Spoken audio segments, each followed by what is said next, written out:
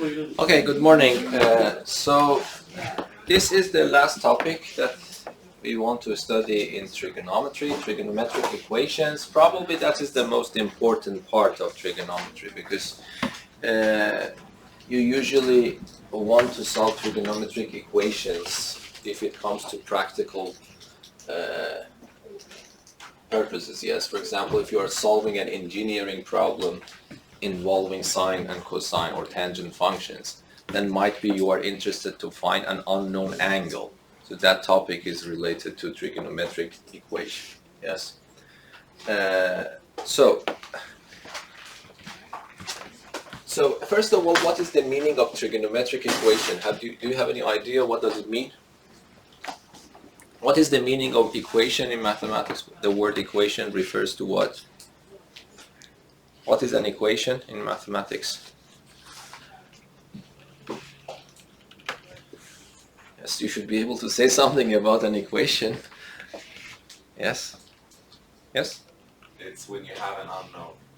Yes, you have equality. Yeah, so it needs to have an equality sign there. Yes, it is different from an expression. Yes, for example, I cannot write this, even though some people do. I cannot write this, just this one, and ask you to solve this. It's meaningless, yes, because that's not an equation, this is an expression.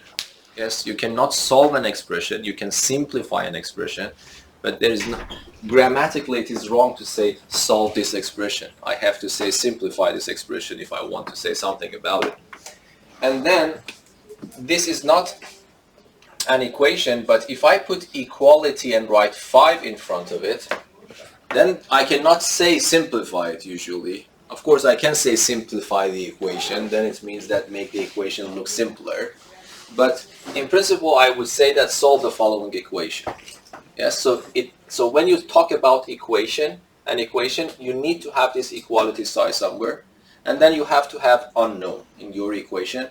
And you are not supposed to go from the left-hand side to the right-hand side. That's the difference between an equation and identity. Yes, for example, if I write this, I can ask you to prove this.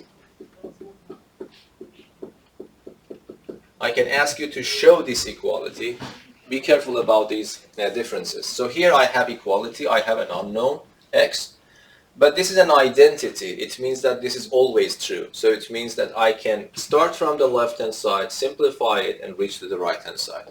So this is an identity. I can ask you, prove the following equality, or show that this equality is true, or whatever around these words. And this is an identity. But here, of course, I cannot start from the left-hand side and simplify it and reach to 5. This is sometimes possible, sometimes not possible. It means that it depends to which value of x I choose, yes? If I choose 5, then of course the left-hand side is not equal to the right-hand side. But if I choose 1, then the left-hand side becomes equal to the right-hand side.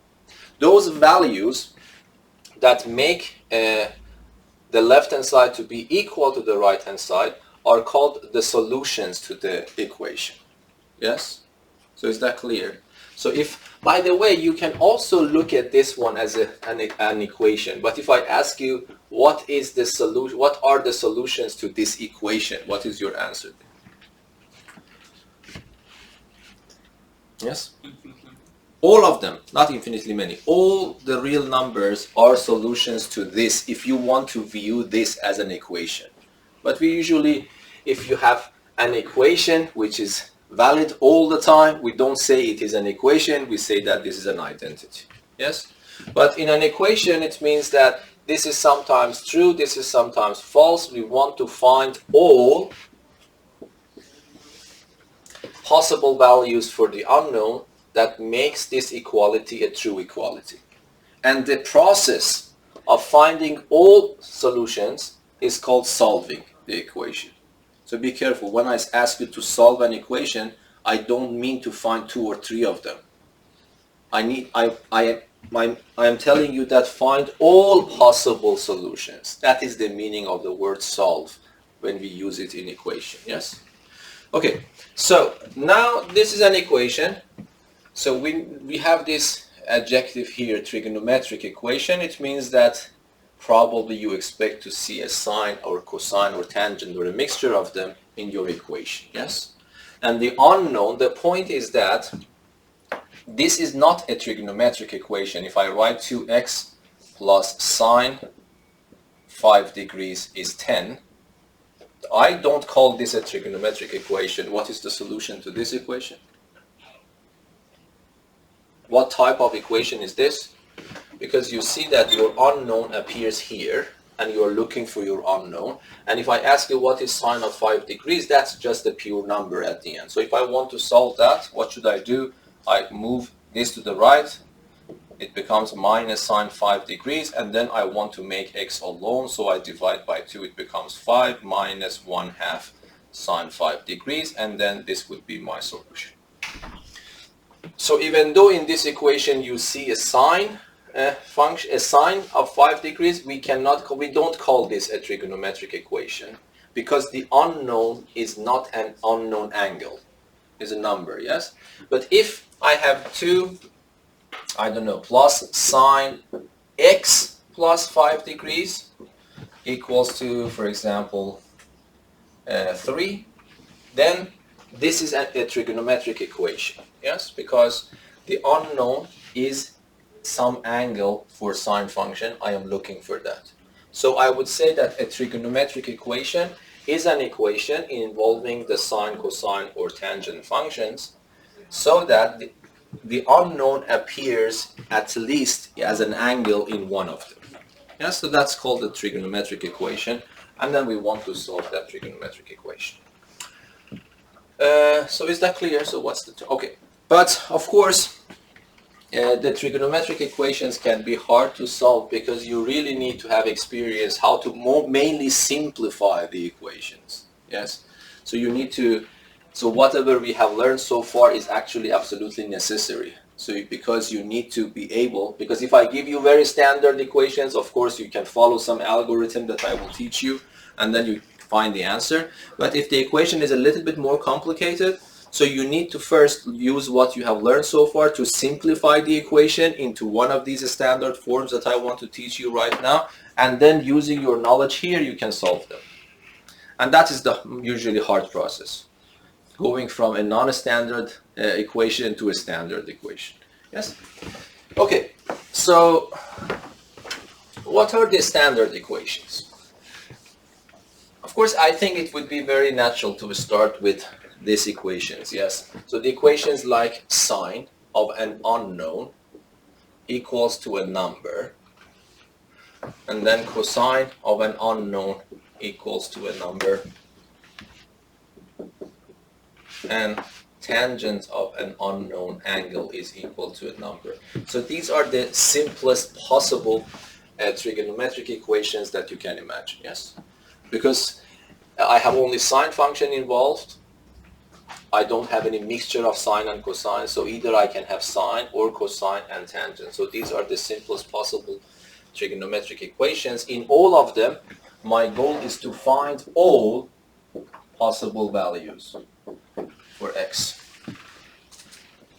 Of course, if in principle from now on, if x is expressed in degrees, I have to respect this rule to put the degrees sign there, yes? If I write it in this way, I mean a radian, it's in radians. Okay, but I will write both versions simultaneously so that you can use them. Okay, let us come here. First of all, let us talk about this case. If I ask you to solve this equation, what is your answer? Okay, find x so that sine x is equal to 2. So what's the answer?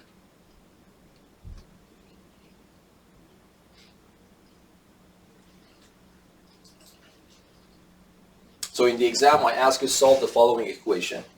So what is the answer?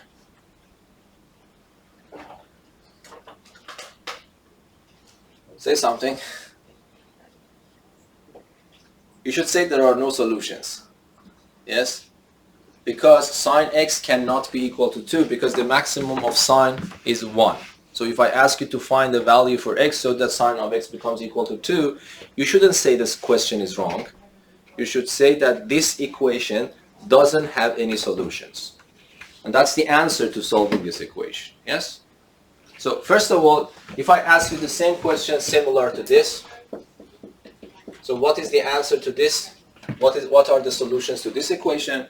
There are no solutions, yes? Because the minimum of sine is -1, the maximum of sine is 1, yes? So it is clear that this k, for this case, let me call it number 1, sine x equals to k. This is why I emphasize here that k should be somewhere between -1 and 1. Yes, otherwise you don't have any problems at all. You would say no solutions, yes?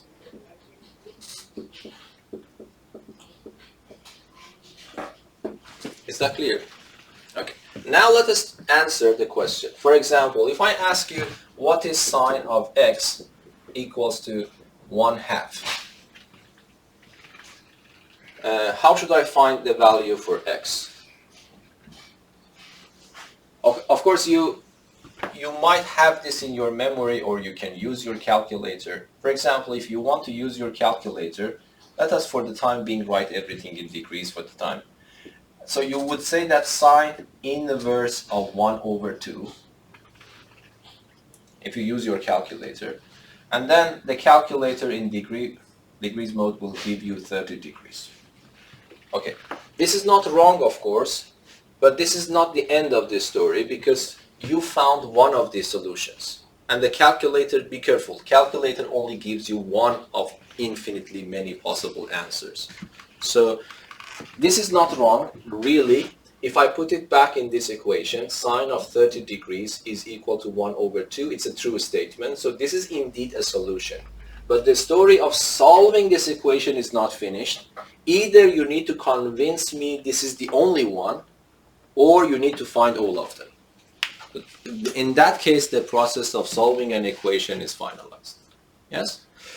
Okay, but let us try to understand it from geometrical point of view using the unit circles. That's extremely important, because the formulas that I will write here for you are not in the formula sheet. So every time you need to imagine, or after a while might be you will have it in your memory. But I just want you to understand. So assume that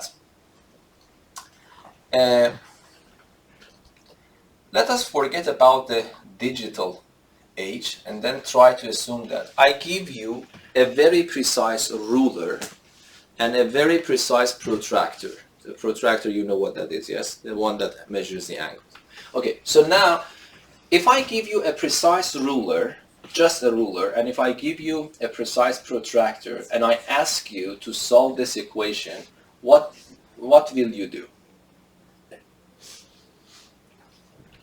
So this is the unit circle, so the radius is 1 unit, and I have a precise ruler in my hand, and I have a precise protractor in my hand. So now I ask you to solve this equation. So what do you do? Yes? You go to a half on the y-axis. Yes? And then you put your ruler parallel to the x-axis and draw a line. Yes? See where it intersects. You find the intersections and then do what? And you measure. Okay, so let me just do that. Yes, that's right. So what you do, you take your ruler and then measure a half here. Yes? So this, I would say this is 1/2. Then using your ruler, you can just draw this horizontal line, and then you will get two intersection points here and there. Okay? What I know about this point, if I ask you about the x coordinate of that point, might be you don't know. So let me just forget about that. But if I ask you about the y coordinate of this point, it is clear. What is that? It's 1/2, yes? And then if I do the same thing here, if I ask you what the x coordinate is, we don't know. But if I ask you what is the y coordinate, you would say again 1/2. Is that clear? And now look, if I take my ruler again and connect the origin to this one, I will see some angle here. Yes? Do you agree with me the sine of this angle is 1/2? because according to what we learned about trigonometry, trigonometric functions, if this point, if the y-coordinate of this point is 1/2, it means the sine of this angle is 1/2. So this angle, whatever it is one of the solutions to this equation. Yes? Another one, if I take this one and connect it here, then if I ask you what is the angle, what is the sine of this bigger angle, you again will answer 1/2, because sine of this bigger angle is also the y-coordinate of this final point. Yes? So let me, for example, call this smaller angle alpha, this bigger angle theta. So I hope that for everyone it is clear that when I ask you to solve this, at least you could do a little bit better. You could say that x is either alpha or x is theta. Is that understandable? Yes? So alpha works, theta also works. Yes? But are these the only solutions? Yes or no? Let us consider alpha. If alpha is a solution, if I go one full round and reach to the same point, even though the angle is changed, but the final point is not changed, so it means that the sine of that bigger angle is still 1/2. Yes? So it means that if this is an answer, alpha plus 360 degrees is also an answer. Yes? Of course, if instead of going in the positive direction counterclockwise, I can start here and go clockwise and go back here. So it means that I will reach the same point. So it means alpha minus 360 degrees is also a solution. Yes? And I hope that you agree with me that I can continue this list forever by going one full round at a time. Yes? So for example, I start from here, I go one full round, I go another full round. Yeah? So it becomes alpha plus 2 times 360 degrees. That is also definitely an answer to this equation. Yes? And if I go 2 full rounds in the negative direction, that's also an answer. So if I want to continue this, what can I do? So I would write this x is equal to alpha plus or minus a natural number. Here the natural number is 1, here is 2, the next one would be 3, so I would write n times 360 degrees. So these are the possible answers. Yes, here if I ask you what is n, you would say that n belongs to the set of natural numbers. Or union 0. Yes, you know the meaning of union, because 0 is also acceptable. If I put n equal to 0, I will get alpha. Alpha is also a solution. Is that understandable? Yes or no? Yes?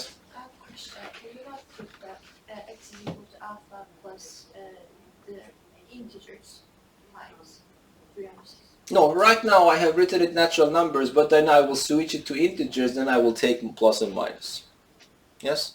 That's up to you, yes. Because I wanted to, because I am just using plus and minus, I wanted to keep plus and minus here. Of course, this is not the thing that I will finalize. I will finalize it with plus sign. But then instead of telling that n belongs to n, I will say that n belongs to z, to compensate for that minus sign. Okay, but these are minor things. So what I want you to understand, is that understandable, this process? So you see there are the main angle, I don't know if we can call it the main angle. So the calculator only provides you this angle. Only. Even the calculator is not capable of providing this bigger angle for you. If you punch this in your calculator all the time, you get 30 degrees. So you always get this one because there is a convention behind this function. I will talk about that later. But anyway, I want you to understand that this is not the whole story. Calculator only gives you this, which we call the main angle. The main angle means the acute angle, whose sine is equal to 1/2. But this is not the whole story. Even for this alpha, I can consider infinitely many more angles whose sine is equal to 1/2, and I can list them. And this is the list of all those angles, yes? But this is also, I can do the same thing here. So instead of theta, I can write theta plus or minus 360 degrees. It means that I start from here, I go in this direction or the other direction. I will reach the same point. So even though the angle is changed, sine is not changed. and this list also continues, yes? So I can write that x is equal to theta plus or minus an integer, a natural number multiplied by 360 degrees. And I hope that you are convinced I cannot find anything else. That's also important. I just claimed that these are solutions, but still the process of solving is not finished until I can convince you these are the only ones.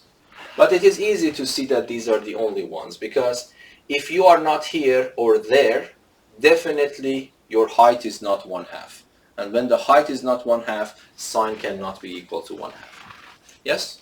Is that clear or not? Yes or no? Okay. But there is a relation between theta and alpha. I don't need to write alpha and theta. What is the relation between alpha and theta? So by symmetry argument, hopefully you agree that from size point of view, this angle and that angle are the same. So theta is nothing except 180 degrees minus alpha. Yes? Clear or not? Okay, so now what we can finalize is this. If I give you, so let me write this now in two versions. X degrees, this is in degrees, so equals to k. And it is extremely important that k should be somewhere between -1 and 1. Okay? And then if I ask you what is x in degrees, you have two groups of solutions, yes? One of them is alpha. But what is alpha? Can you tell me what is alpha in this case? Here, alpha was sine inverse of 1 over k. So, 1 over 2. So in this case, alpha would be what? Sine inverse of what? K, which is given to you by the calculator. But you need to know that instead of putting plus and minus now and writing n is positive, I take this plus minus away and I would write only plus, and then I would write n multiplied by 360 degrees. But then I have to emphasize that n belongs to z. In the exam, it is necessary to write this. Okay? But this is not the whole story. You should say or. There is another scenario going on. X in degrees is equal to 180 degrees minus this number.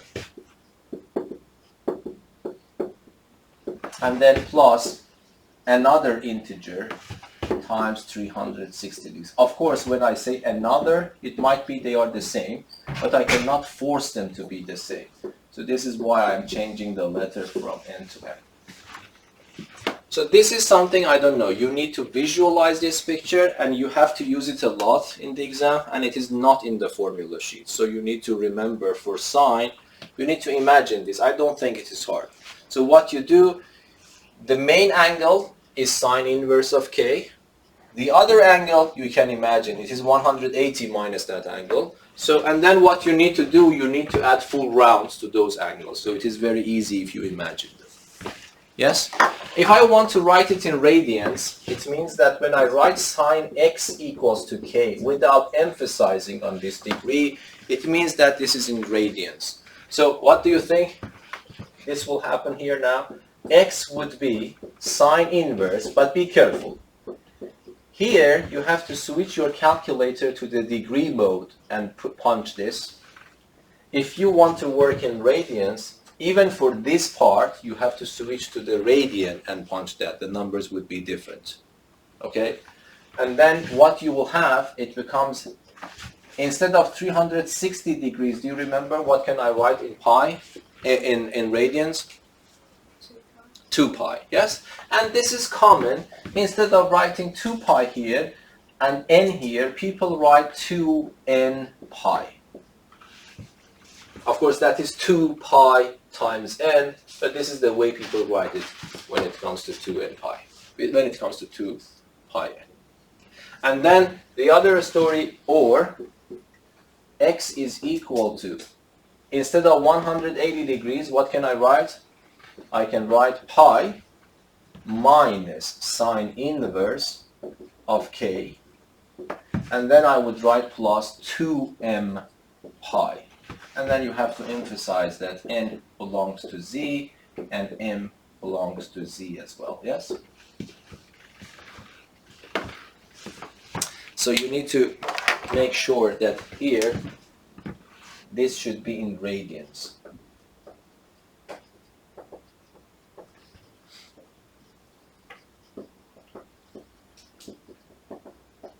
But here in degrees, yes? And this one the same. Yes? Okay, is that clear? Okay, so let us solve at least one equation. So I don't know, this formula with these formulas will not be given to you. You need to understand it yourself, okay? And if you don't mind, let us work with radians most of the time so that you can get used to it as well. So assume that I ask you to solve this equation, sine x equals to 1/2. Let me solve this one. So how should I do that? So I would write that x is equal to sine inverse of k, of this number. So you know, so this number is a famous number. You should be familiar that at least it's a famous number. You can just refer to that table at the back of the formula sheet and you can write the exact value for that. But you don't have those formulas in radians, you will have them in degrees. So when you do that, you will find that this angle is 30 degrees. Yes, but there is no degree sign here. It means that you are supposed to solve this equation in radians. So you need to switch 30 degrees in radians. So what it would be? I told you that the quick way of doing that is imagine that pi is 180 degrees, even though pi is always 3.14 something. So what would be that angle in radians then? 180 is equivalent to pi. So I have to divide by 6. Yeah, so it becomes pi over 6. And then plus 2n pi. And then I have to emphasize that n belongs to z. Or x is equal to pi minus pi over 6. That's the point. So 180 minus 30 is easier for our brain. It becomes 150. But if you want to do it in radians, so what you need to do, pi minus pi over 6. Yes? And then plus 2m pi. m belongs to z. But you shouldn't stop here. I want you to simplify this part. So what is pi minus pi over 6? What's that? Thank you for helping. Yes, what's that? 5 pi over 6, yes? So it becomes 5 pi over 6. This I expect you to do. Don't leave it like this. And then plus 2m pi, m belongs to z. Okay, let me ask you some questions. If I ask you how many solutions I got for this, what is your answer?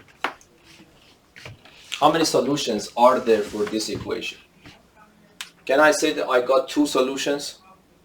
So what is the answer? How many solutions are there for this equation?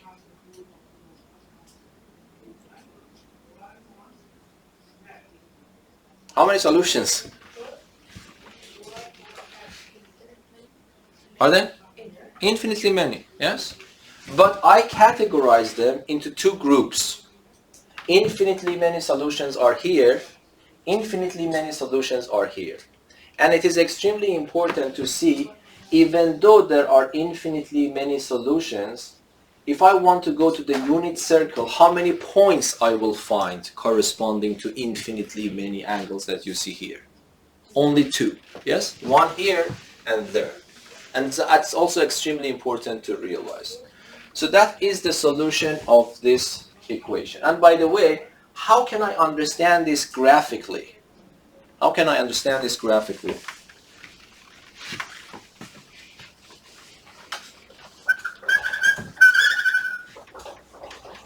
Can you tell me what is the meaning of this equation graphically?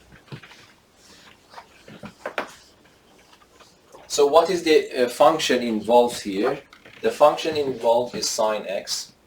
So, and if you know, if you remember, we drew actually the graph of sine function. And instead of 180, let me just draw one part of that graph. It would be something like this. and it will continue like this from here, yes?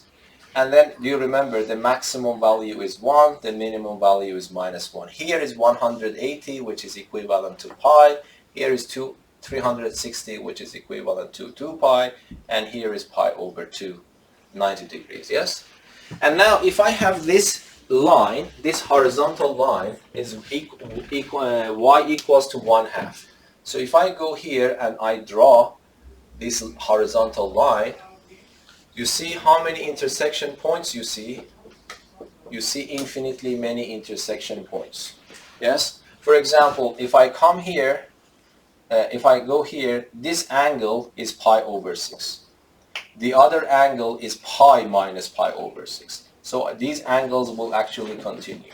So from graphical point of view, it is very clear. If I draw the graph of sine function, if I draw the horizontal line y equals to 1/2, I will get infinitely many intersection points. The x-coordinates of those points are these numbers that you see here. Yes, is that clear? Yes or no? Okay. Let me change this equation to another one. So let me clean this one as well. So how we solve this equation?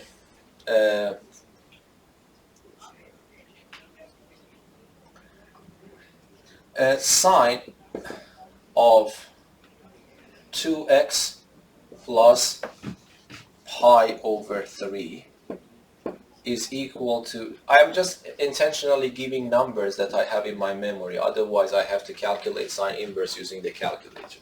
So assume that you want to solve this equation, and because I haven't put the degree sign, it means that I am demanding to solve this in radians, yes? So if I want to solve this equation, you need to be careful. Now this box here is playing the role of your unknown x.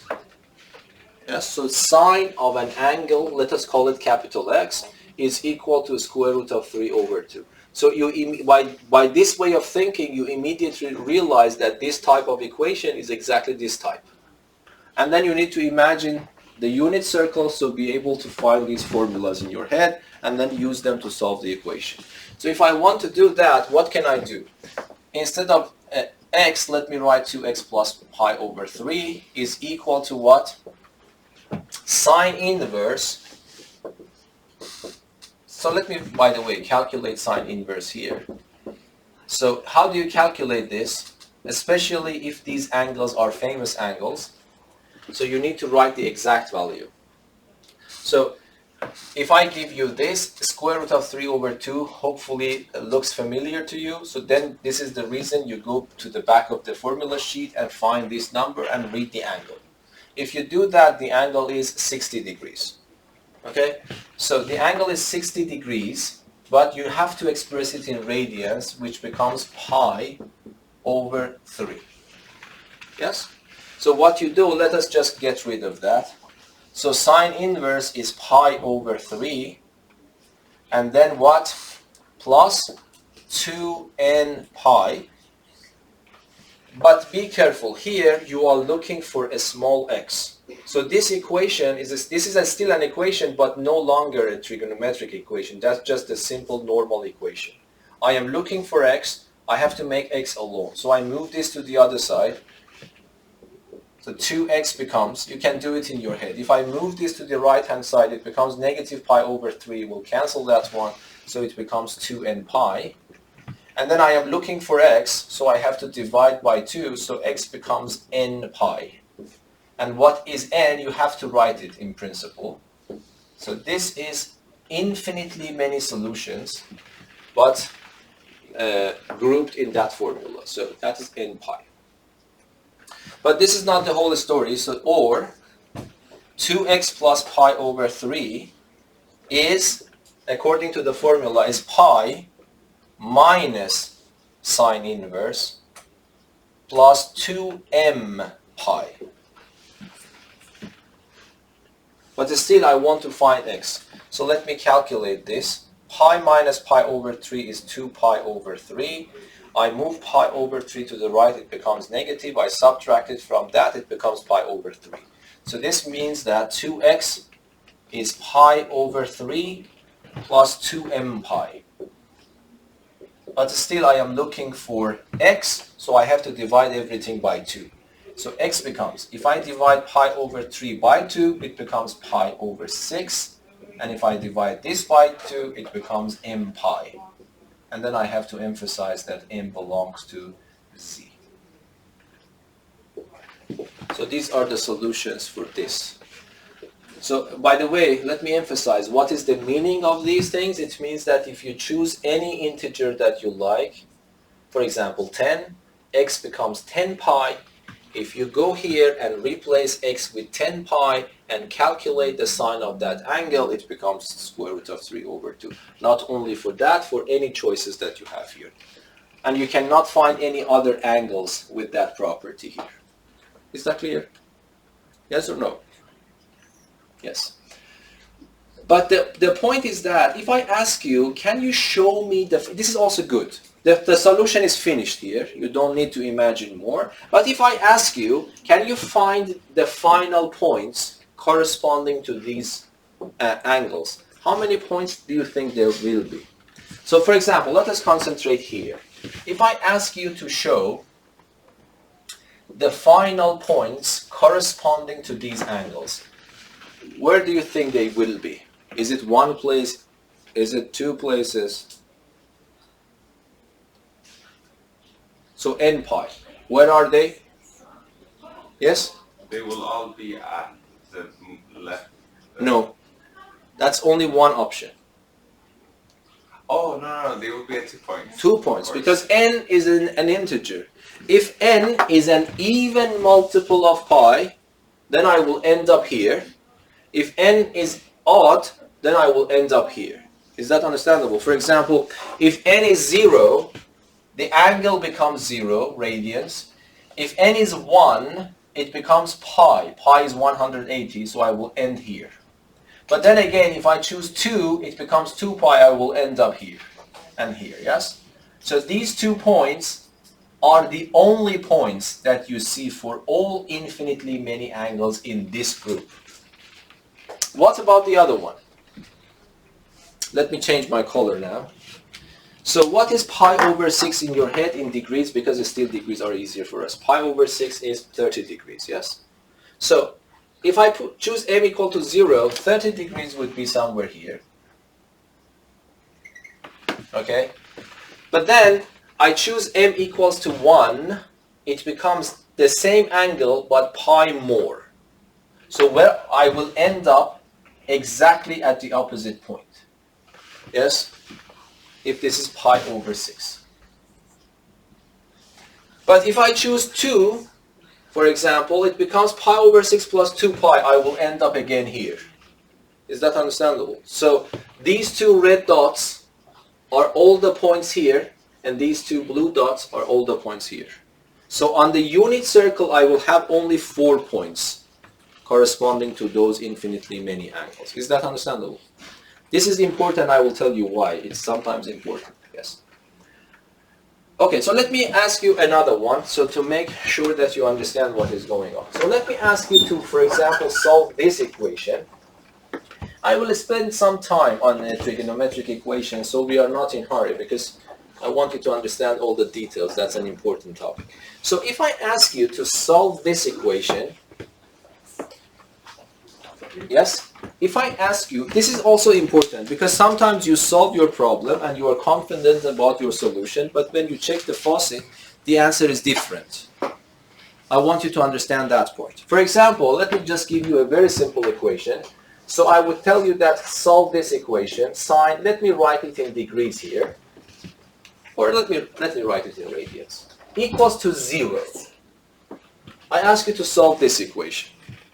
So if you want to follow the formulas, so what you can do, first of all, you calculate sine inverse of this number. Okay, can you tell me from your head what is the answer to sine inverse of 0? It is asking you which angle, the sine of which angle is equal to 0. It's not hard to imagine. What is that? You want to make the y coordinate equal to 0. So what that the angle is? 0. So if you check it, you will get 0. Okay, now if you refer to your notebook, so what happens? X is equal, sine inverse of 0 is 0, and then it becomes plus 2 n pi, and then the other one is or 180, which is pi in this case, minus 0 plus 2 n pi. Yes? So the answer to this is simply 2n pi. The answer to this is pi plus 2m pi. So you haven't done any mistakes at all. Of course, you have to emphasize that n belongs to z. You also have to emphasize that n belongs to z. So this is 100% correct, but definitely I would say that if you have this in the book and you refer to the faucet, this is not what you get. Probably the faucet has written this for you. Yes, that's it. Not two formulas. You might think that I have done a mistake because I got these answers, but the faucet is telling me that this is the correct answer. Okay, both of you are actually correct because I want to understand why this is the case. Because in that case, the final points becomes important. What you have done here, you need to understand it from this point of view. If I go to the unit circle, yes, so what are the final points corresponding to this? If I give n equals to 0, of course I get 0. If I put n equals to 1, I get 2 pi, which is again here.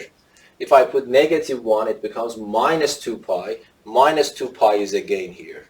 So this formula gives only one single point on the unit circle. Yes, is that clear? But now let us go here. If I put 0, I get pi, yes, which is here. So let me change my color. So pi is here. If I change m from 0 to 1, it becomes pi plus 2 pi more. So pi is here, 2 pi more, I have to go one more full round here, but I will reach here. And if I change m to a negative number, I will also end up here. So this formula tells you that blue points are acceptable. This formula tells you that the red points are acceptable. And in total, both the blue ones and the red ones are acceptable.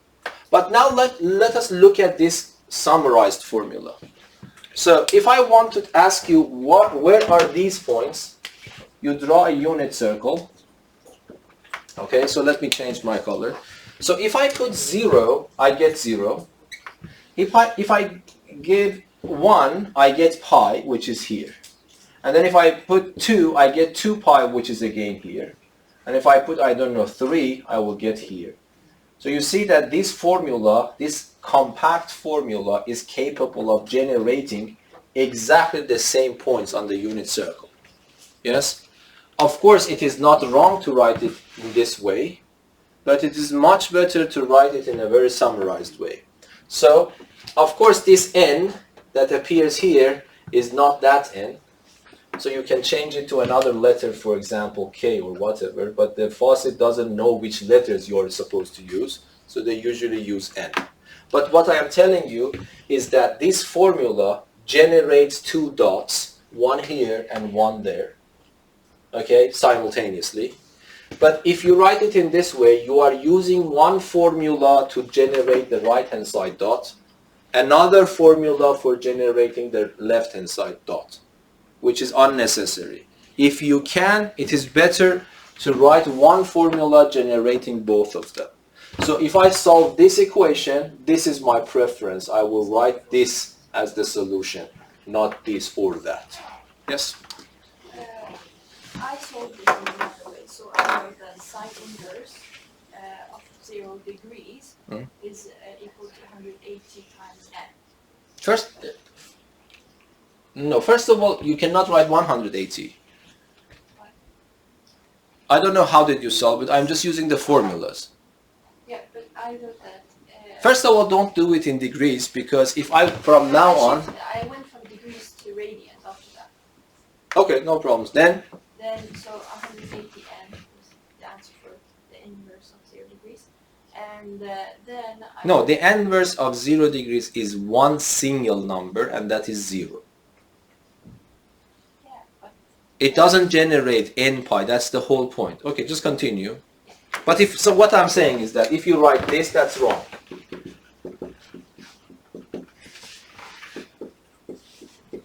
If you write something like this, this is false. What I'm saying is this.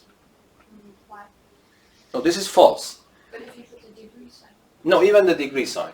This is false. You are not allowed to write n there. So be careful. Let me...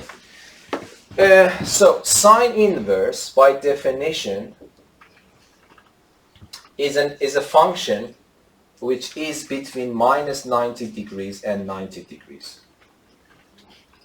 If you want to say why, I will talk a little bit about that later. Okay.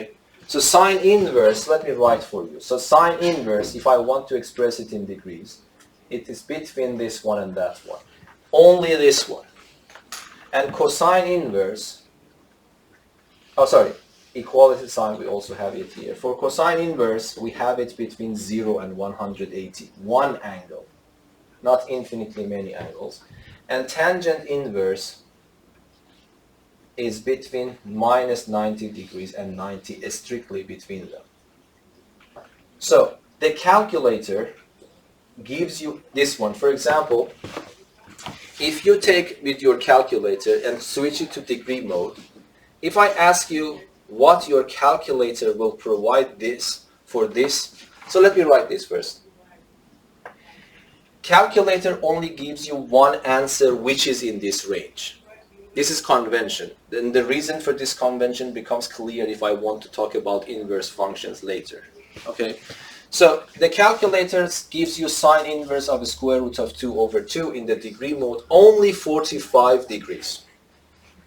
Even though if you ask me, is 45 degrees the only answer whose sine is the square root of 2 over 2, I would say no. There are infinitely many angles whose sine is equal to square root of 2 over 2. But this symbol refers to one unique one of them, which is in this range. And that is the one provided by the calculator. Yes? So that's what I'm saying, is that if you write it in that way, technically it is right, because you are thinking, what are all those angles whose sine is equal to 0 degrees? But if you write this one is equal to that one, that is wrong. Yes, because of that convention that we haven't studied yet, and probably will not study very in full detail. Yes, is that clear? And that is, by the way, remember this in the back of your head. If there is a button on the calculator, the answer to that should be one number. Otherwise, that is meaningless. Yes? When you have a button on your calculator, it means that if you punch that, you will get one single answer. Otherwise, there is no meaning for putting a button on that. Yes? It's not clear which one we have to use. Okay, so you can write them down somewhere. Hopefully I will be able to talk a little bit about these things. Okay, I don't know. Do you want to continue, or did I answer you? No, I don't need to continue. Okay. And by the way, in the exam, you don't need to write it in that way. If you can imagine that these are the points you write the final answer, it's quite acceptable. That was not my purpose here. My purpose was, what happens if you use the formula, and when you go to the faucet, you see that there is a discrepancy between the faucet and your solution. I wanted to mention that no, there is no discrepancy. There are two different ways of expressing the same thing. I want you to understand that. And I want you to learn this skill. Sometimes the formulas get messy. If you can combine them into simpler formulas, I want you to learn to do that.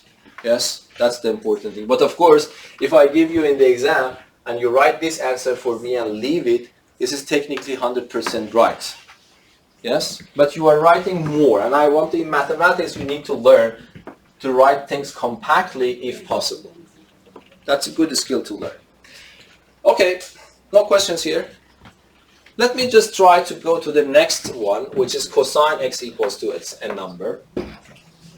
But before going there, let me ask you one question. What happens if I have two sine functions equal? Is there any guarantee that those angles are also the same? So what I mean is this. If I tell you that sine of an angle, u, let us work in radians, is equal to sine of v, can I conclude that u is equal to v? What about the other way around? If u is equal to v, can I conclude that sine u is equal to sine v? Which one is true, which one is false, if any? Which implication is right? Yes, Kevin? The second implication is right. Yes? The first one cannot be proven. Yeah, there is no guarantee for the first one to be true, yes? So if two angles are the same, so of course I am on the same point on the unit circle, and then I will have the same y coordinate, so this is clearly true. So this is true. And then you don't need to hesitate. This is false, because when we say that an implication is true, it means every time it is true. If there is one scenario that this is not true, you just don't hesitate. Say it's false. You don't need to say in general it is not true, even though that's right. So, but how can I fix this? If I ask you sine u is equal to sine v, what is the right thing to conclude? Of course, one possibility is that u is equal to v. There is no doubt about it. But there is no guarantee that u and v are the same. That's the point. So what can I write in front of it so that is always true? If two sine functions are the same, what do you think would be the relation between angles u and v?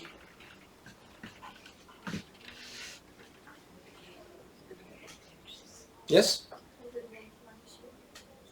No. All possibilities. Oh, 150 minus u. No? No, first of all, why do you exclude possibility of them being equal? One possibility is that u is equal to v. Yes? Or, another one you mentioned, u is equal to 180 minus v. Yes, that was, so if they are equal, you can conclude this one or that one, but this is not finished yet, because this might happen that none of them is true. You might say that u is equal to v plus 2n pi, or u is equal to pi minus v plus 2m pi. Yes? And then m and n belong to z. So this is extremely important. You see, this is exactly the same story. If two sines are equal, might be the angles have this relation or that relation. Is that understandable for everyone or not? Yes or no? Yes? Okay. So if that's understandable, let us solve a little bit more complicated equation. Okay. So how can we solve this equation?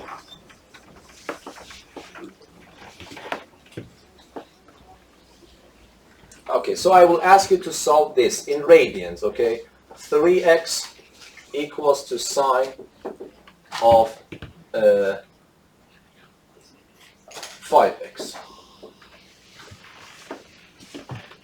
So I am looking for all possible angles x, so that if I multiply it by 3 and take sine, it becomes the same number if I multiply it by 5 and take sine. If you want, there is no necessity, by the way. This is the standard way of writing. You don't write pair of brackets, but for clarity, let me write pair of brackets there. So how can I solve this equation? Hopefully you immediately agree with me that this equation is of this type. Yes? So two sines are equal. So what can I conclude?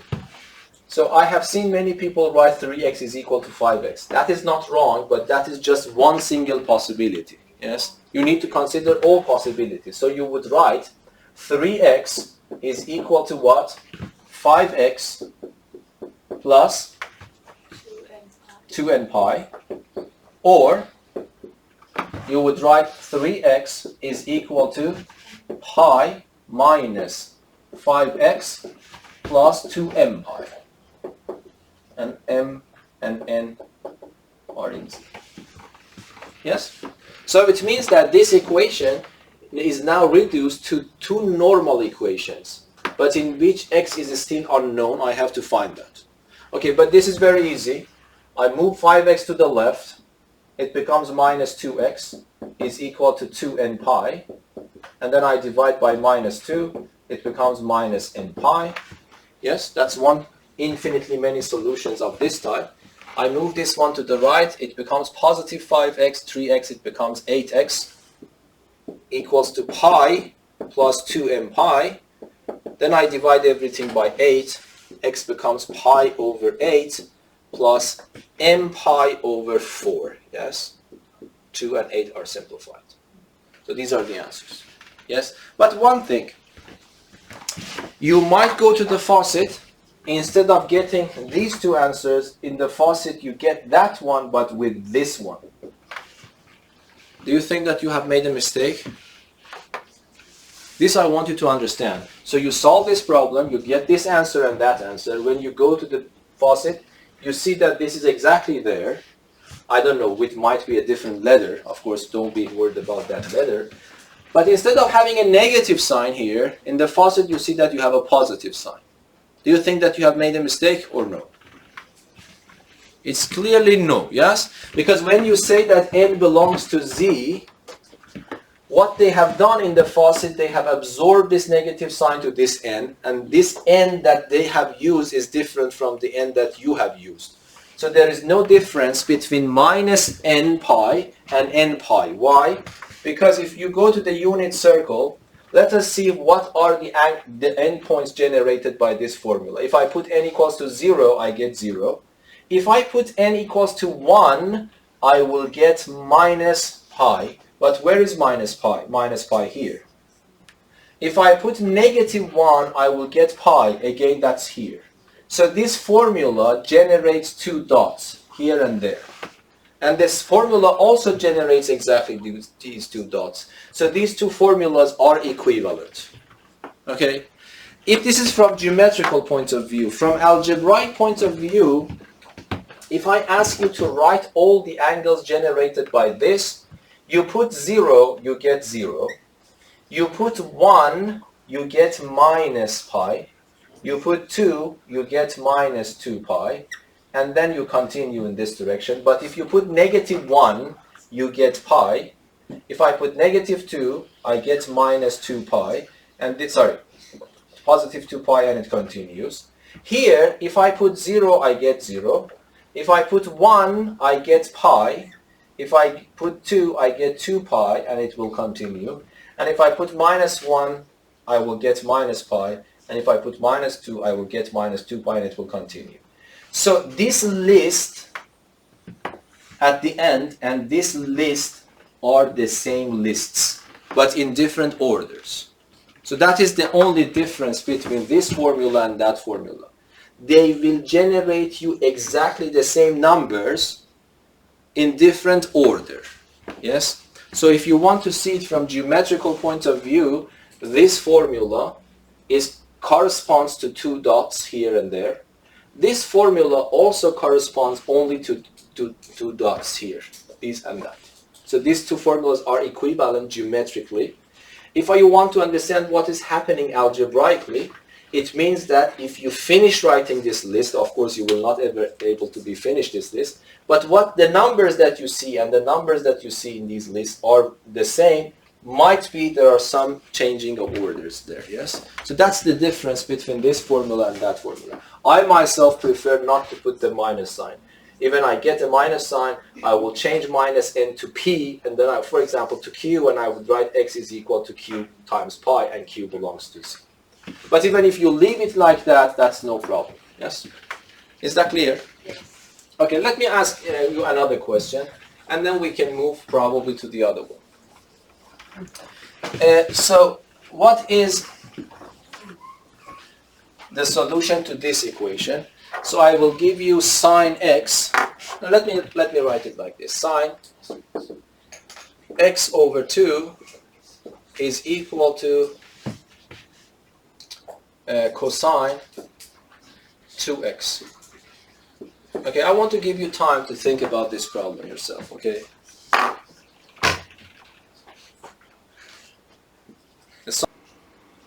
So what is the idea here?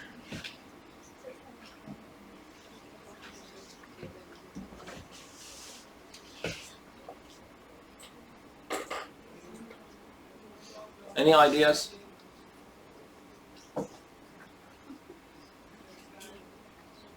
Because if you know the idea, of course, what comes next is actually very simple.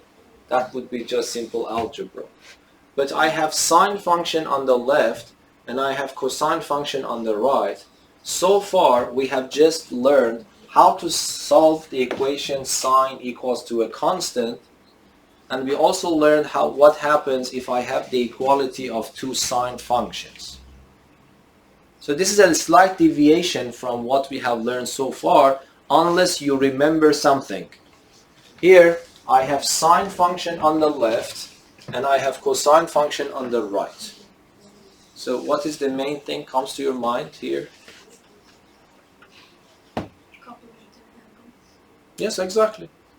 That is what I expect you to tell me. Still, you don't value this. I told you this is a very, very important fact. Sine and cosine are not independent entities in mathematics. One of them is equal to the cosine of the one of them is equal to the complementary value for the other one. So here, if I ask you to solve this, you see one is sine, the other one is cosine. You know what to do if I have two sines. Yes? So this might motivate you, in principle it should motivate you to think about, is there any way to get rid of cosine in favor of sine? And I told you how many times that this is really important to remember. So what I do, I would write it as sine x over 2, but instead of cosine, I would write the sine again, but it's complementary angle. And then complementary in radians is not 90 minus, is pi over 2 minus. Yes? Is that understandable or not? And now, this can play the role of your u. This can play the role of your v. Sine of u is equal to sine of v. And then we know what to do, yes? So what I'm supposed to do, it becomes equal to, so it implies that I have two options. U is equal to v plus 2n pi, or u x over 2 is pi minus pi over 2 minus 2x plus 2m pi. You see, these are, I would say these are simple things for you at this level. This is just simple algebra, but that was the main point. How to change cosine to sine. Why? Because so far I have learned only how to solve equality between two sine functions. Yes? So is that understandable? And then we have to solve this. So for example, how can I solve that? Let me just write below this. So if I want to solve this, I don't know, I would prefer to multiply everything by 2 to get rid of that denominator. So this becomes x is equal to pi minus 4x plus 4n pi. I move this to the left, it becomes 5, and then I divide by 5. So this is one possibility.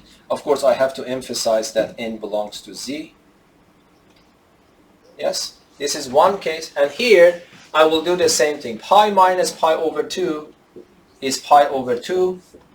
This minus sign will change this minus sign to positive, and then this becomes 2m pi. I multiply everything by 2.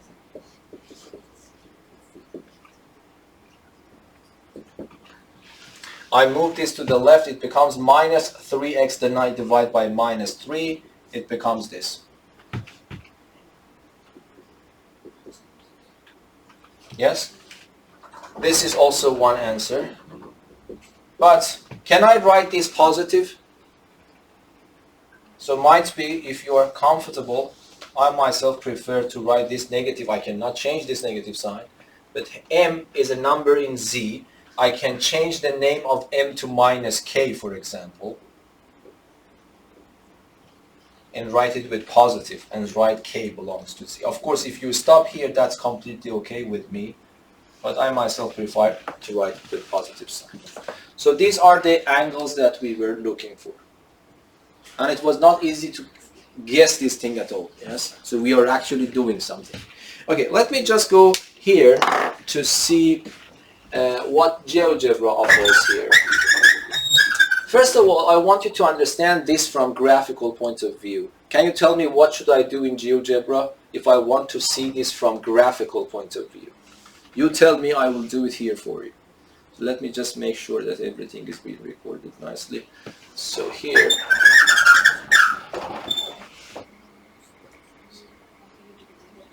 yes, so this is GeoGebra. Okay, so if I want to understand this equation graphically, tell me what to do with GeoGebra. What should I do?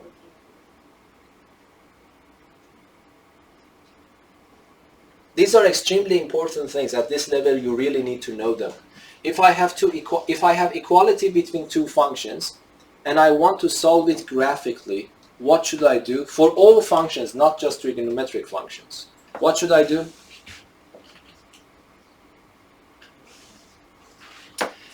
I don't know, you have decided not to actually say a word today, but anyway, I draw the graph of this one and that one in the same coordinate system and look for the intersection points. Okay, so let us just do that. So we go to GeoGebra in algebra, so I would write y equals to, what is that one? It is sine. Oh, it's Swedish keyboard, so let me change the keyboard to English. So y equals to sine. Yes, and then I will have x over 2, so I will write x over 2.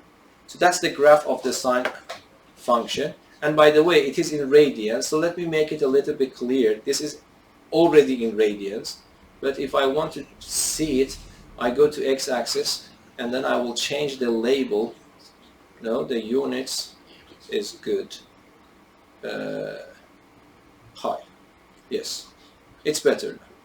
So you see, it's simple. So it's already in radian mode. So this is the graph of sine x over 2. By the way, you could be able to guess this one, yes? Because what do you expect for the period of this function? What is the period of this function? Don't look there. Here. What's the period of this function? It is 360 degrees divided by b. Do you remember what is b in this case? 1 over 2. So if you divide 360 degrees by 1 over 2, it becomes 720, which is how many pi's? 4 pi's. And you see it is correct, yes?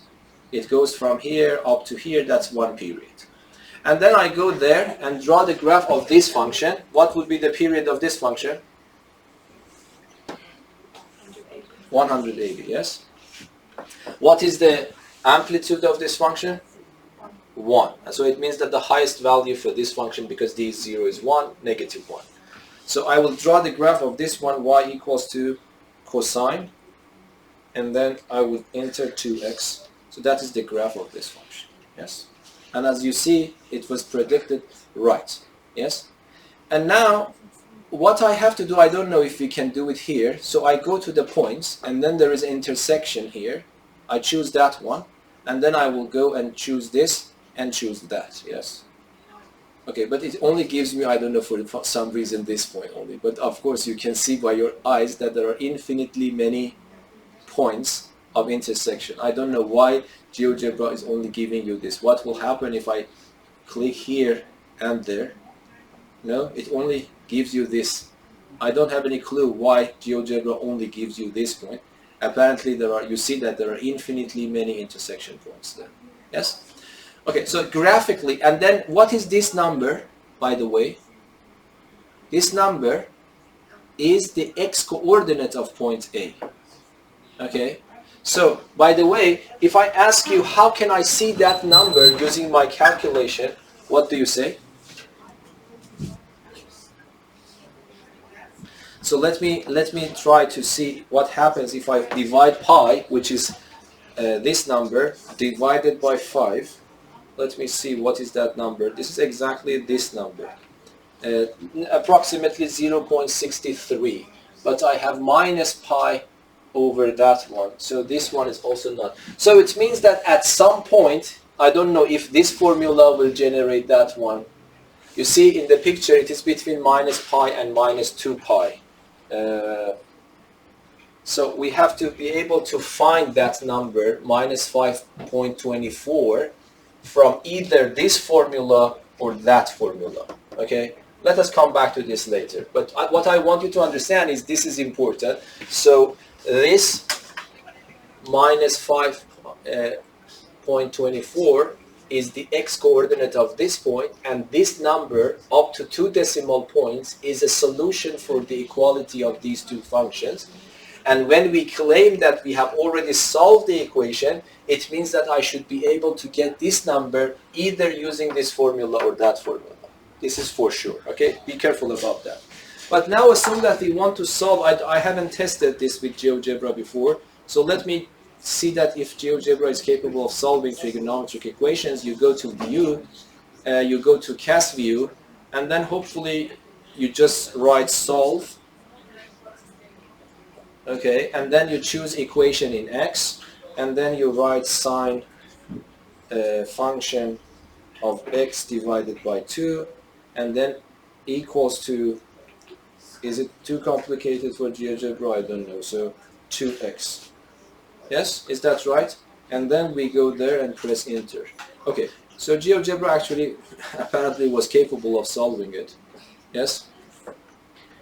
So are these answers the same that we got here? So the answers that Geogebra gives here is 4 over 3. Instead of n and p, Geogebra is using k1 and k2 as integers. So 4 over 3 k1 pi minus pi over 3. And that is exactly this. Yes? Is that understandable that they are the same thing? And you see that Geogebra knows to write it with positive. So this is why I wrote it with positives. But they are the same thing. I want you to understand that. And then when we go to the second one, it's pi over 5, and 4 times an integer times pi divided by 5, which is exactly this one. So yeah, I think Geogebra knows how to simplify things. For absolute value equations, it didn't know actually how to combine them. But for trigonometric functions, apparently for this equation, even it knows about writing this with positive sign. Yeah, so that's good. So, but you need to remember, this doesn't work in algebra. View, you have to go to Cast View and write your equation there. And if you want, you can test your solutions using Geogebra. Okay, and then let me see. What do you think? Which one is? How can I get this number? Can you check? One of these numbers should give me approximately this number, because definitely that's one intersection point. So how can I understand that? First of all, I have a negative value.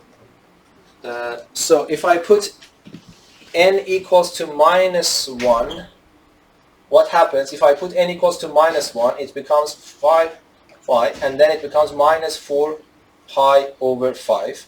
Then it becomes minus 3 pi over 5, yes? So this is one answer that I can predict using my formula. But let me put this in the Geogebra to see if this is the case or not. So I would write minus 3, and then this is the pi, and then I divide it by 5, and then I go here and I ask approximate value. No, so this is not the case. So if I put minus 2, what will happen? It becomes 5 pi over 5 minus 8 pi over 5. So it becomes minus 7 pi over 5. Yes? So let me check this one, of course.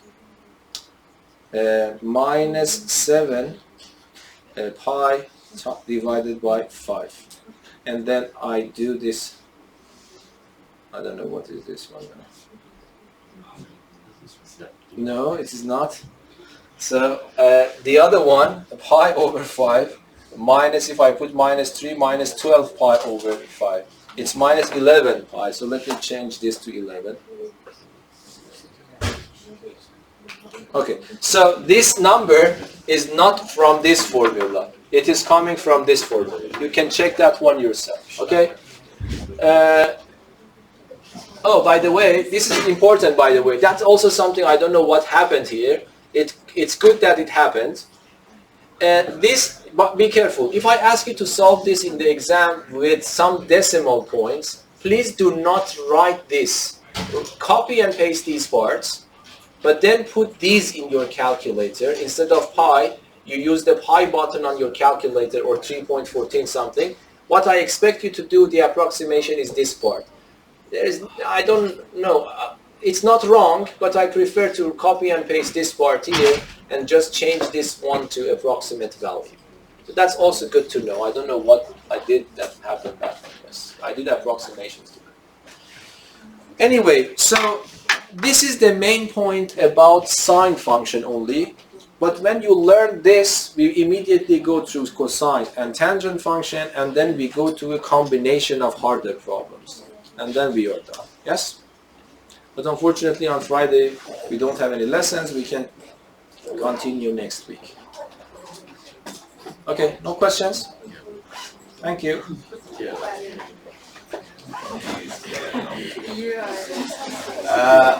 Hallå, ni alla som är kvar här inne.